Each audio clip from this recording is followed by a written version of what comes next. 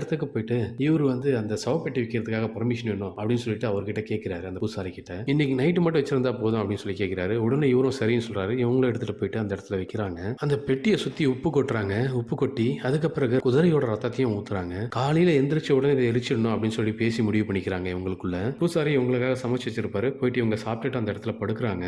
உடனே நைட் ஆயிடுது, எல்லாருமே தூங்கிட்டு இருக்காங்க. திடீர்னு ஒரு ஆன்மா உள்ள வருது. இவங்க படுத்துட்டு இருக்க இடத்துக்கு வருது. அது யாரோட ஆன்மான்னு பார்த்தா அந்த பூசாரியோட ஆன்மா தான். இவங்க ஹீரோயினோட அசிஸ்டன்ட் இருக்காரு இல்லையா, அவரு மேல ஏறி மிதிக்குது. மிதிச்சுட்டு என்னோட ஈரலை யாரோ எடுத்துட்டாங்க, என்னோட ஈரலை காணோம், என்னோட துணிகளும் காணோம் அப்படின்னு சொல்லிட்டு அவரை மிதிச்சுட்டே இருக்கு. உடனே அந்த பூசாரியோட அசிஸ்டன்ட் ஒரு மந்திரத்தை சொல்றாரு. சொன்ன உடனே அந்த ஆன்மா போயிடுது. எந்திரிச்சு பாக்குறாரு அந்த அசிஸ்டன்ட். உடனே அந்த ஹீரோயினோட அசிஸ்டன்ட் வெளியில எந்திரிச்சு போறான். என்னதான் நடக்குதுன்னு சொல்லி பார்க்க போறான். அங்க இருக்கிற பண்ணிங்க இருக்கிற இடத்துல ஒரு சத்தமா கேட்கும். ஏன்னா அங்க போய் பாக்குறான். இதே மாதிரி இந்த படத்தோட ஃபுல் ஸ்டோரியை பார்க்கறதுக்கு நம்மளோட சேனலை சப்ஸ்கிரைப் பண்ணுங்க. டிஸ்கிரிப்ஷன்ல அந்த படத்தோட லிங்க் கொடுத்துருக்கேன். அதை கிளிக் பண்ணி இந்த படத்தோட ஃபுல் ஸ்டோரியை பாருங்க.